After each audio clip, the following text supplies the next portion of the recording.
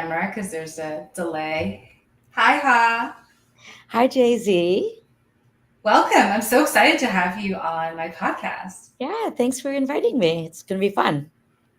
I'm so excited because we know like 200 people in common on LinkedIn and got over 100 RSVPs for this event. So I think it'll be really helpful for Y- founders to learn about fractional. Great.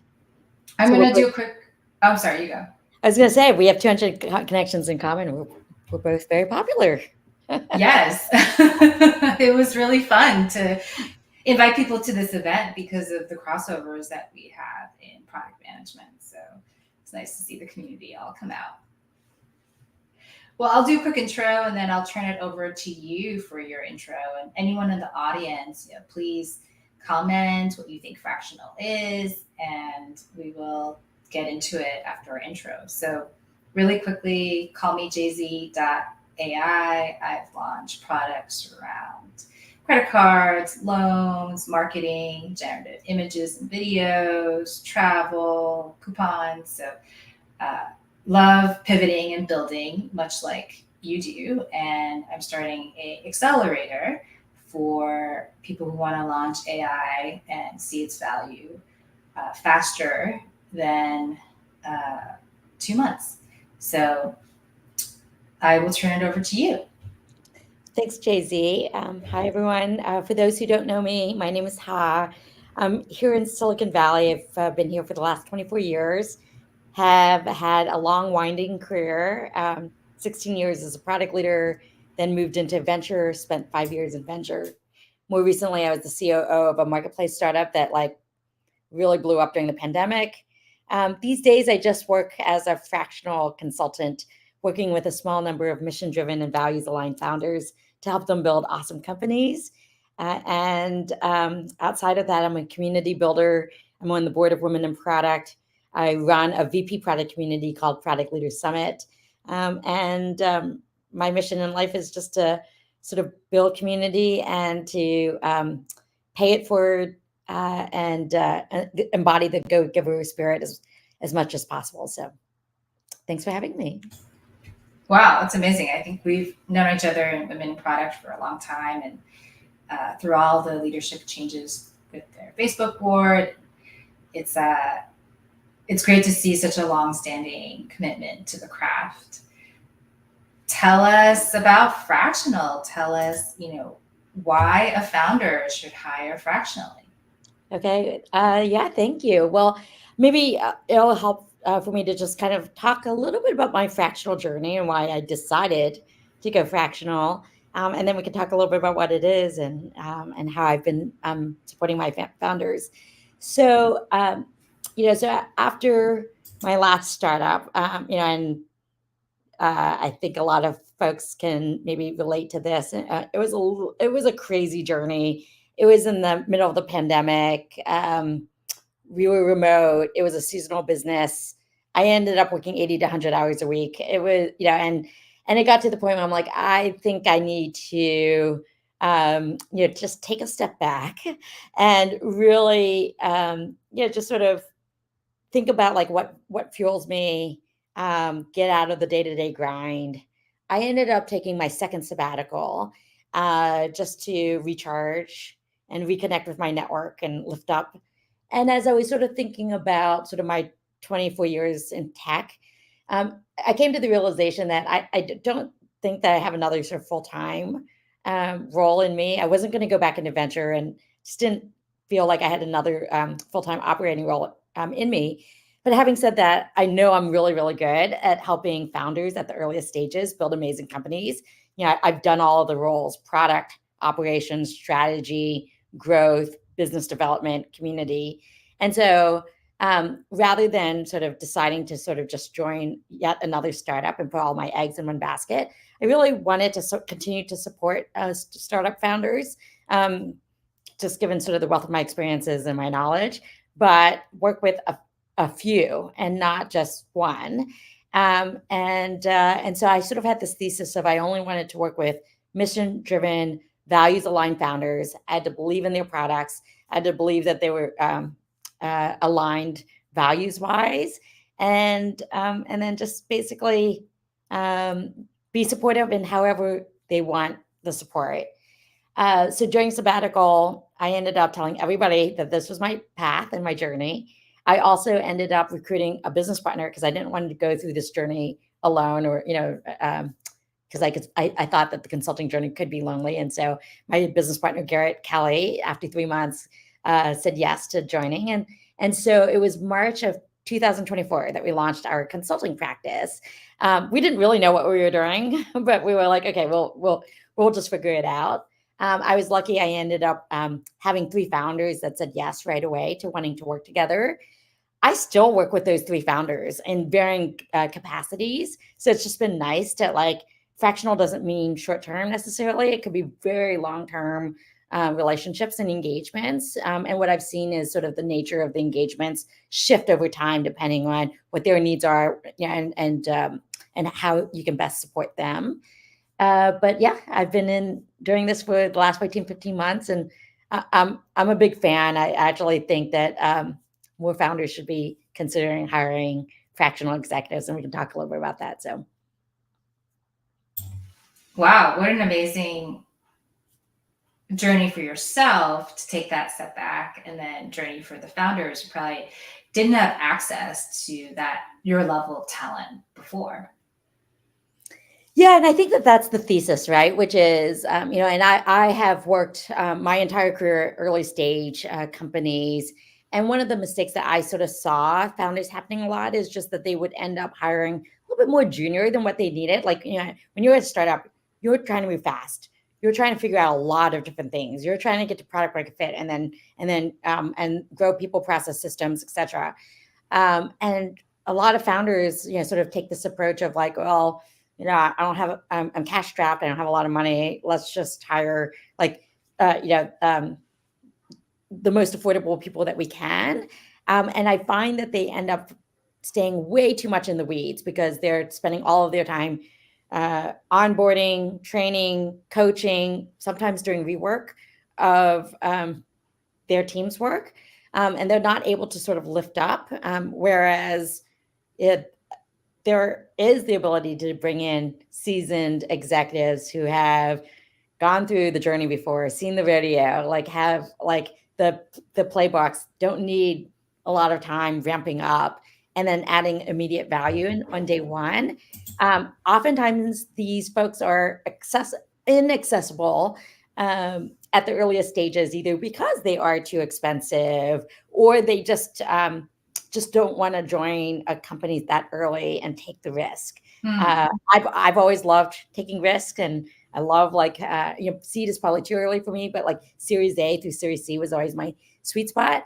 But a lot of seasoned execs won't take that risk. But enter fractional, where now as long as you and the fractional executive are sort of aligned and they're excited about supporting you, you can get somebody who has 15, 20, 25 years of experience who've done this work over and over and over and over again immediately in the door on day one. They often don't need to be told what to do. They get it. They can roll up their sleeves and deliver value and outcomes right away. And sometimes they don't even cost as much as a full-time hire because you're hiring them fractionally. And I think that's what sort of the term fractional means, which is, they're not 100% dedicated to you, but at the same time, they can still add a ton of value because they don't need to be pulled into the day-to-day grind or, the regular meetings. They have sort of the list of outcomes that they're driving for you, and they can just go and they can move fast. So I think it's becoming more and more popular, and I'm a big believer now that I've been doing it for the last 14 months. Well, let's define fractional. So I know a lot of the leaders define it as ongoing retainer, but for only 1 or 2 days a week. And it has to be at the executive level where you're leading a team. And I'm curious if, you find other definitions to be more effective, or how do founders define it? Yeah, it's a good question. And it's still new. And so I think different people look at it differently. I mean, for me, fractional just means that like I'm not 100% dedicated to just you. So I'm not joining full time. So I will support you, and I may end up supporting one or two or three other founders, either in a fractional role or an advisory role.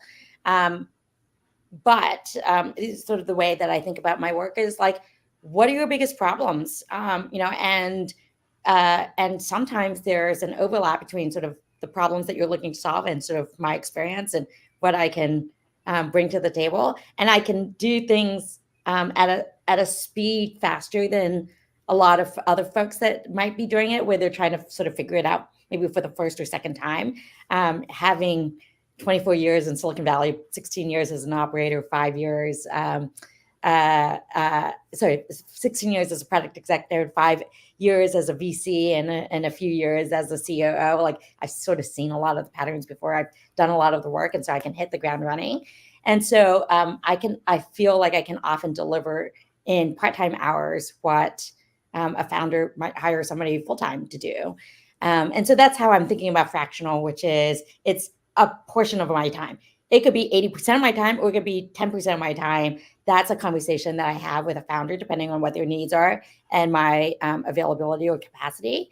But yeah, we just keep going until you feel like, okay, like, we stop. But as I mentioned before, started with 3 founders. I still continue to support those founders in sort of different capacities. And so that's the other nice thing about fractional, is that you can also scale a fractional consultant up and down with your business needs.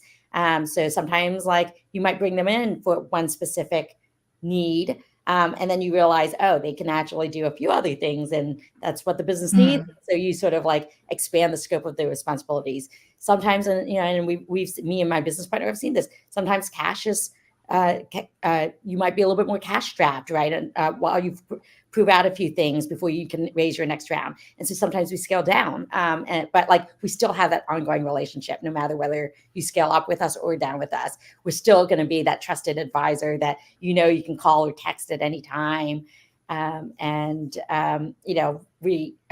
We'll still have our expansive networks that we can introduce to you. We can be a listening ear, sometimes the CEO coach or whisperer. So there's a lot of different ways that founders sort of utilize us, whether or not we're actively, working in the business. Can I mock some objection handling with you? Please. Would love that. So as a founder, let's say I expect someone in the trenches with me, like weekends and nights, of course, all the days, and they can't understand my problems unless they're in all the meetings. What would you say to that? Well, so it's interesting because I may not be in all the meetings, but I'm on the Slack channels.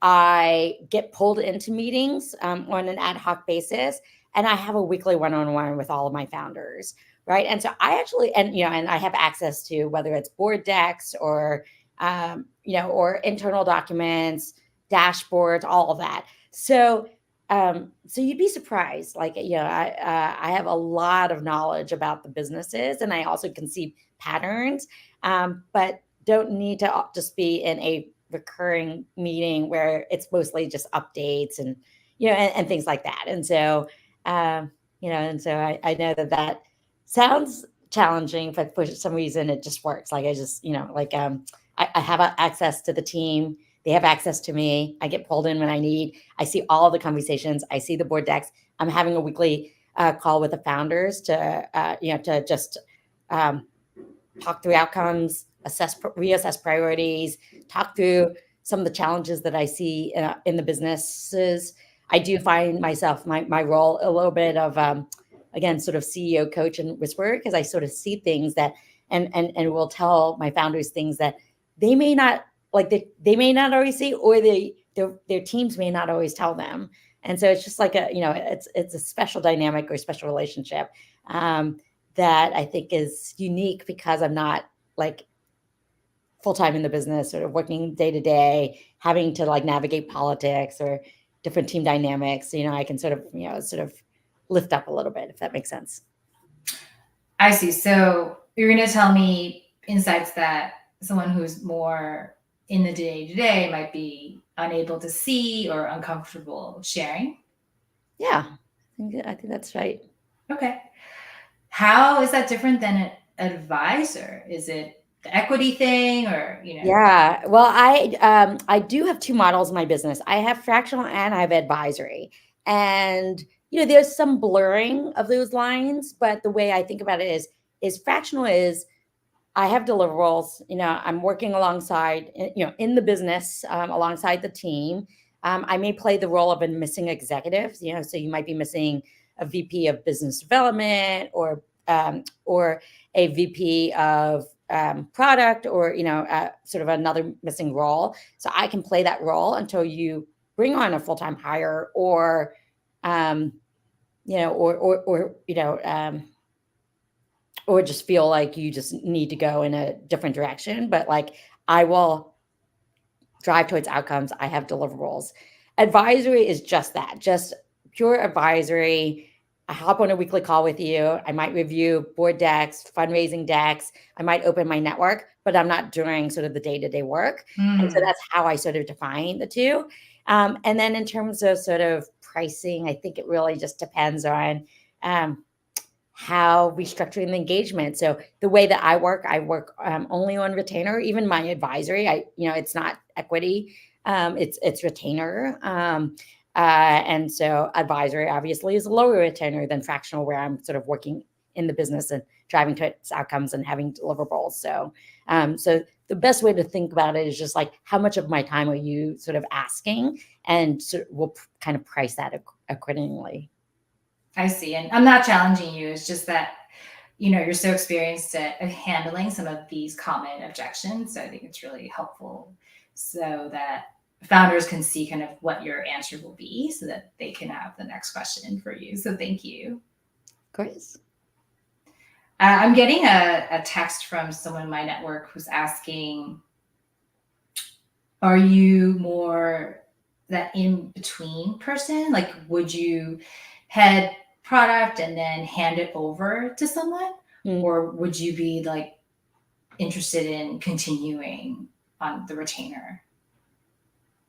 Yeah, it really just depends, right? I mean, I really feel like I'm here to serve founders. So Okay. whatever direction that they want to go in is great.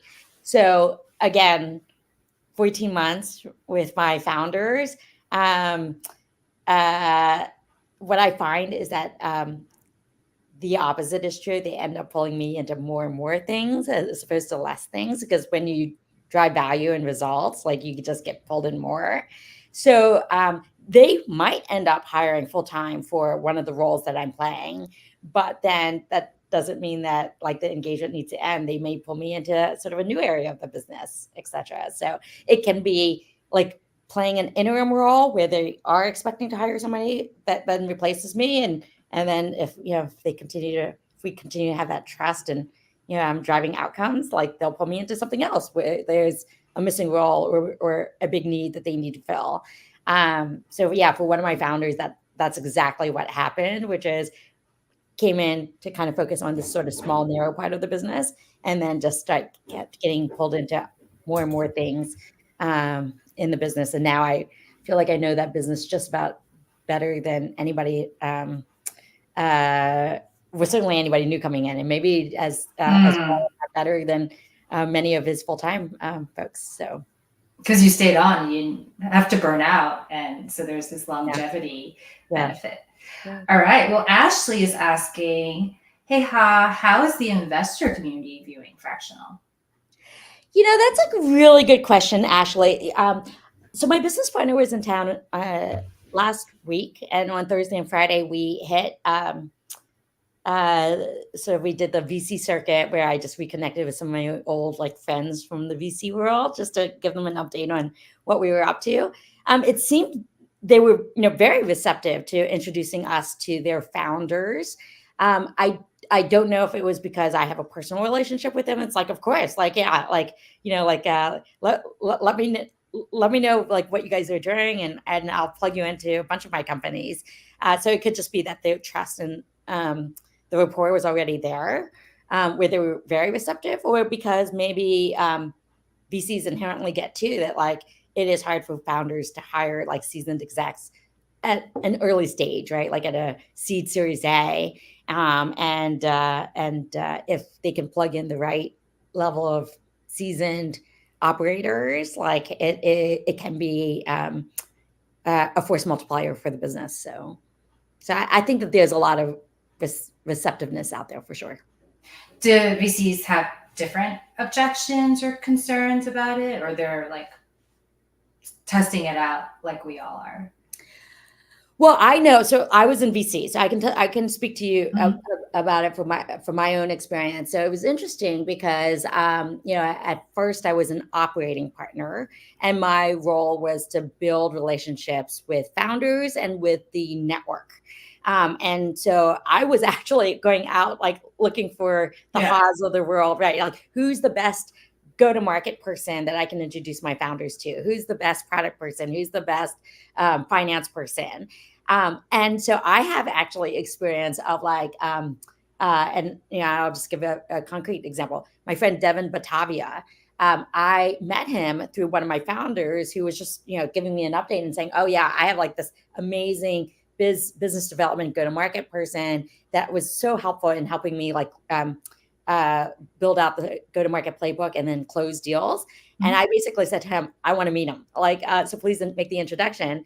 So I met Devin. He seemed great, but I was like, okay, I want to introduce you to some of my other companies, but I want to understand a little bit more about your process and what you do. So he actually invited me to a couple of workshops that he was running for his founders. I got a bird's eye view in terms of like how Mhm. he approaches the problem. And after that, I introduced him not just to one, but like I think a handful of other founders because they all needed help with like go to market and growth and sales. And that was just, that was a great relationship. And so like, again, anytime like my founders were like, I'm struggling with this area, I was like, oh, I know who to introduce you to.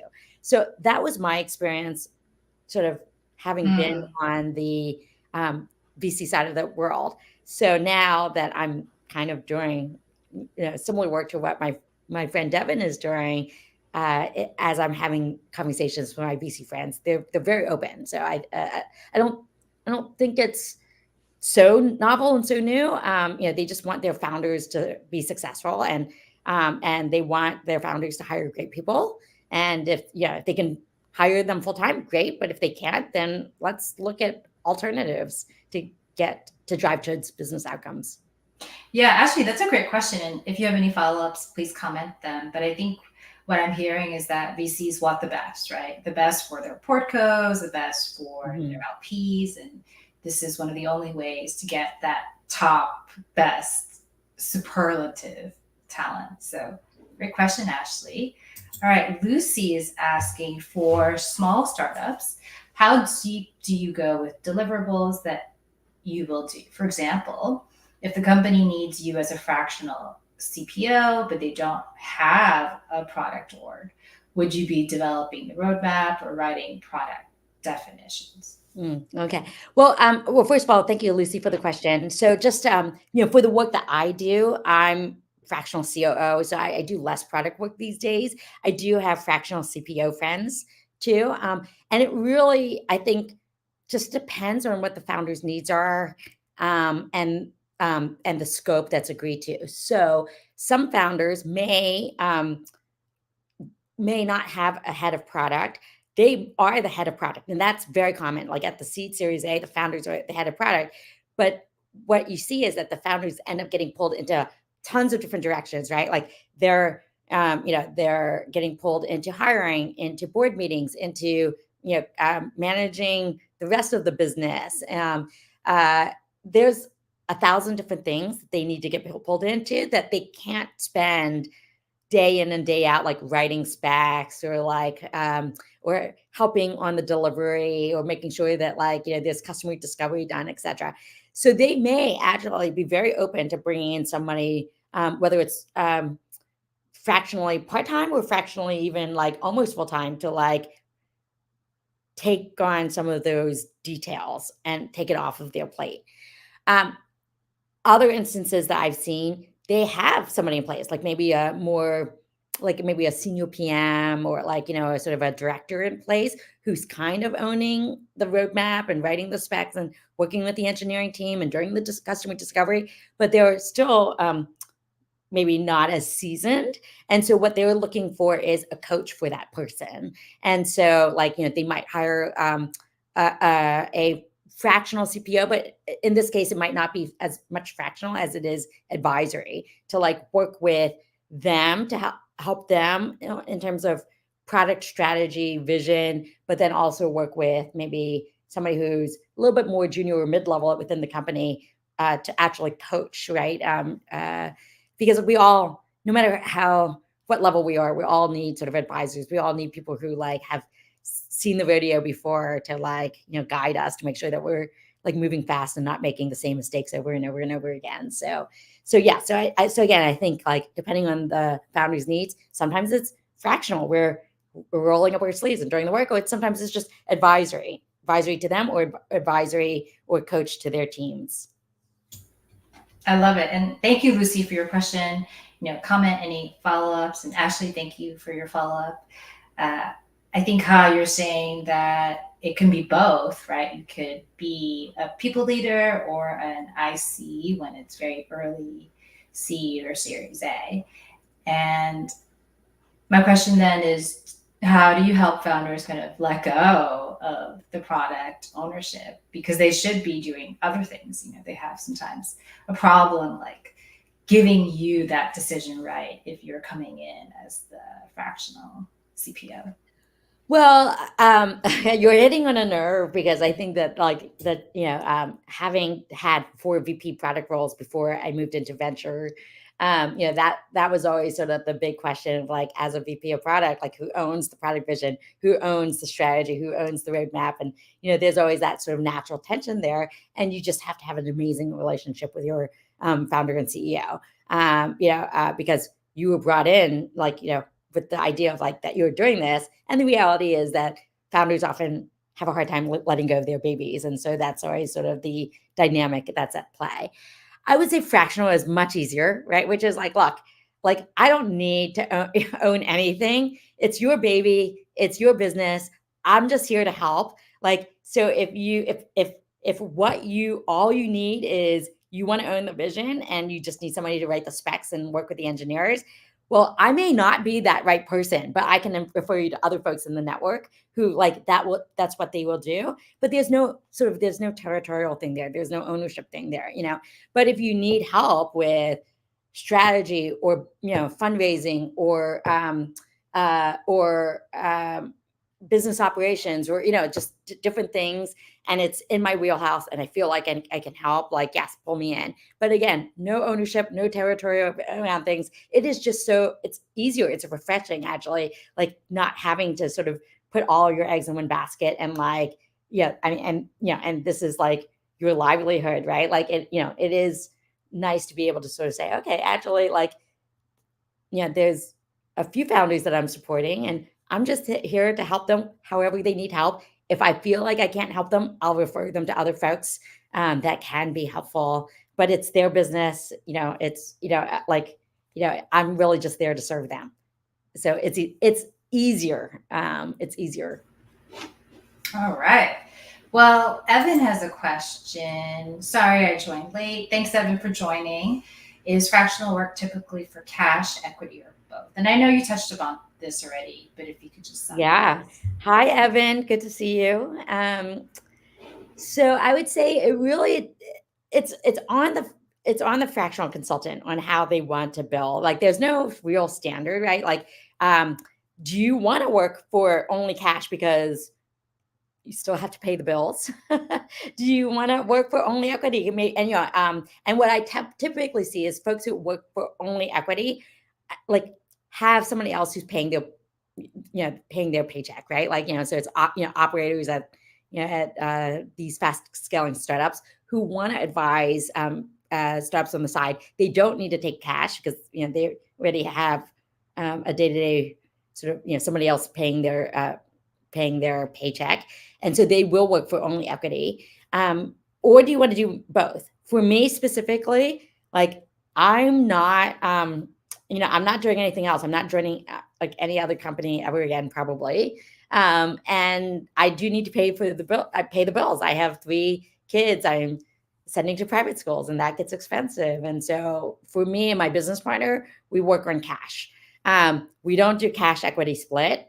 If we take equity, it's usually like an equity kicker is what we call it. So like if I help the founder with fundraising, and if we close a round, like I still have my cash retainer because I'm still taking real time to help them with introductions or helping them write the fundraise decks or things like that. But if the round closes, then maybe I'll sort of take an equity kicker. But I don't ever substitute equity in place of cash, just because again I have to pay the bills and it's expensive to live in the Bay Area. So, but it's really going to be like dependent on like what you want and what you are able to negotiate with your founders.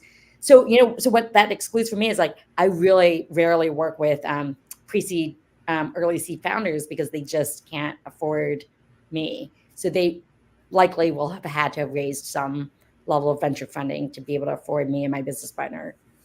Yeah, and I agree. I think for value, there should be base plus commission for everything. And so if it's equity only, it's a very unique situation. But Evan, great question. And if you have any questions about negotiating that or follow-ups, please put that in the comments. We're going to move on to Ashley. And she, asked the first question. So Ashley, go you. I know it's really hard to ask that first public question. And Ashley's saying, love to hear it. I was hearing some sentiment from founders that some investors seem to lean more into having full-time roles almost as a requirement to being funded. And I think how you're saying, there's this like levity of like, here's my advice, like take it or leave it, and there's less of this friction, like, it has to be this way. But please answer this question as well. Well, so I'm going to speak from VC experience, right? So from VC experience, like, if I'm going to put in the money with the check, I want to understand who's part of the team today, who is owning, who is owning product, who is owning engineering, who is owning, revenue. So I want to meet the team. Sometimes there's nobody owning revenue. Outside of the founder, and that's okay. I just want to understand who's part of the team. I'm a huge fan if founders are able to recruit sort of seasoned advisors. By the way, I'm like super huge fan of that. I think, and I have a founder who like loves to hire fractionally because again, like he totally is bought into sort of what I said before, which is like he can get the best people by hiring fractionally. As long as, and really, I really believe this, like VC should understand as long as the founders are driving for results and achieving results, what does it matter like how they choose to hire, right? Like, because like as investors, all we care about is like, is the company like, tripling revenue, starting to think about like scale, unit economics, figuring out how they both grow and scale this business. So there's sort of the higher level things. I actually don't care. It's like, if you want to do it with just a fractional team, if you want to do it with an outsourced team, as long as you're driving for the results, that's all I care about. That you're getting what you need, that you're like lifting from like being in the weeds, that's what I care about as an investor. So I'd be kind of curious, like what VCs are really pushing back on like, oh no, that person has to be full-time. Like that just seems insane to me, having been a VC investor. So yeah, I think maybe actually you have me talk to the VC. I'll talk to them. They just want to know that someone's doing it, right? And not a founder who's like doing 30 other things. Yeah. But Ashley, feel free to comment and follow-ups. And then we're going to go to Lisa's question. Have you run into problems where engagement wasn't scoped right? Either they needed more or less of your time? Yeah. I mean, I would say that that's very common, right? Which is like my experience is that especially if the founder doesn't know you and hasn't worked with you before, and you're able to convince them to like hire you fractionally, it might start with something small. Just like, okay, like drive to this and see if you can drive to results. And then what I have found is that as they pull me into more and more things, or if they pull like my business partner into more and more things, if it's beyond the scope of the initial engagement or the initial hours that we agreed to, we might have to renegotiate that engagement. So that happens a lot. And it's a much easier renegotiation because you're already in the business, you've already proved yourself that, it's like, okay, like, look, like you're pulling me into like 3 more things than what we originally agreed to. We either have to expand the scope and, update the proposal, or we just have to like, just like move slower. Which do you want, right? So it's a very easy conversation. And then conversely, I've also sort of seen like where we've needed to scope down because founders, not because they didn't love us, but because they were running out of cash. So, and so it's like, so scoping down. So we've been involved in engagements where we've scoped up and we've scoped down, or we've had the scope stay, or at least the hours stay the same, and then just have an honest conversation of like, well, what is the highest priority? And, we can't do, more. So we can either take it all on, but just do it slower, or we just need to reprioritize. So that's just an ongoing conversation that you're having, as like the moment when you feel like, okay, this is exactly what we agreed to on the original scope. And they're very open to it, especially if you're in the business and you're driving to value and they really, love and respect you. It's an easy conversation. Yeah, I think it's a good conversation to have when there's scope creep. I think it's not something you want to avoid, and people are open to having it as long as you tell them it's happening. So, Lisa, if there are specific questions about, bringing that up or the emotions around it, please comment it in. And Evan has a question. So we're going to wrap up and probably take one question after Evan. So all of you who are kind of like, oh, I don't know if I should ask this, like you should definitely ask this because Ha is very expensive and usually you would not have access to her. So please ask in the comments. Or the opposite. I'm actually, I think people who know me, like I do spend a lot of time like coaching and advising others.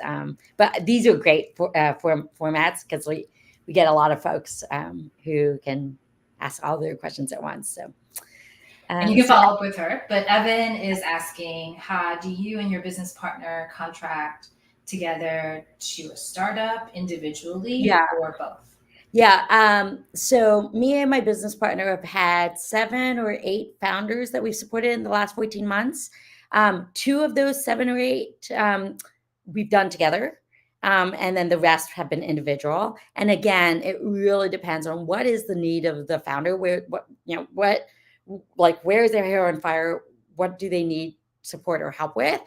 My business partner focuses a lot on strategy, operations, business ops, trust and safety, executive coaching. And so anything that's more in that sort of realm, like you can even facilitate leadership offsites. If that's in that realm, like Garrett takes it, and he scopes it out and he builds for that individually. I tend to support my founders a little bit more on strategy, fundraising, growth, business development, community. So again, it taps into all my superpowers. So like I have this massive network, 10,000 plus connections, and I've been in Silicon Valley for 24 years, and I've been on both sides of the table. So I have tons of connections to VPs of product, to VCs, to seasoned execs of like 20 plus years. And so that's where like founders find that they can get the most value. Either like I can introduce them to VCs, I can introduce them to execs that either can help them build their businesses or can be potential customers. And then just from like my VC experience, like, I can help them with board decks, fundraising decks, investor memos. So a lot of it is just driven from like our respective like experiences where where our superpowers are and what the founders' needs are. So depending on that, either Garrett will take it, I'll take it, or neither of us will take it and we'll refer it out to our network. That sounds like a great non-compete referral where you have different skills. You and Garrett have different skills and you're building inbound together. Is that right? Yeah. We're 50-50 business partners, by the way. Like, so we're 50-50 business partners. It's just that like we might take on different engagements depending on what the founders' needs are. But we're, like structurally, like we're 50-50 equity partners in this business together. I see. So then when the company gets paid, then you get 50, he gets 50. And so Yeah, we split revenue and expenses wow. 50-50. I think it's a unique Yeah. relationship. I don't know that would work for like everybody, but like for us, like it works really, really well. Interesting. Yeah. Okay. Well, I think we're at time. What is one last piece of advice, or how should people get in touch with you? Yeah, so I'm very easy to get in touch with. LinkedIn is probably the best way. So just drop me a LinkedIn connection, drop me a LinkedIn message. My email address is, I can put it into the comments, I guess. You can also drop me, maybe you can put it in the comments, JC.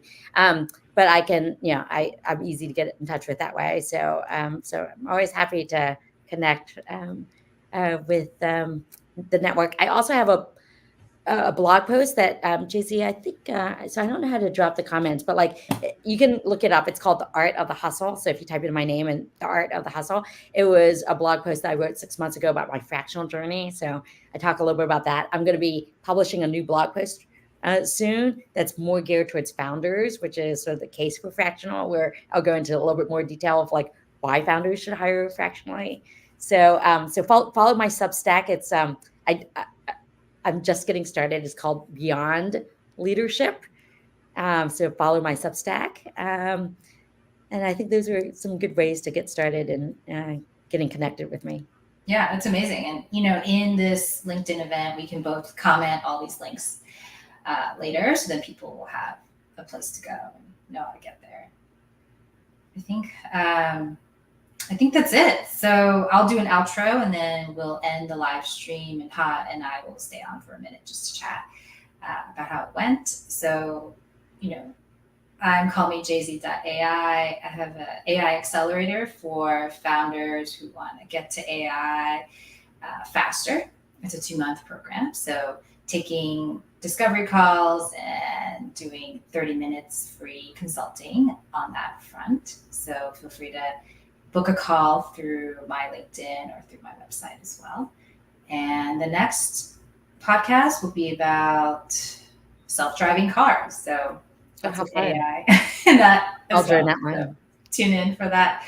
Everyone, please comment your thanks for Ha, and I'll give you some snaps for all your honesty and experience and your positive attitude towards what we can all build together. Thank you so much. JZ, it was such a fun conversation. Thank you for inviting me on. It's great to collaborate together. Maybe we'll find some more things to do together in the future as well. So, and thank you everybody for joining. Hopefully gain 1 or 2 insights. And if you still have questions, just message me and we'll find more time. Okay, awesome. Thanks everyone. And we will talk to you on LinkedIn.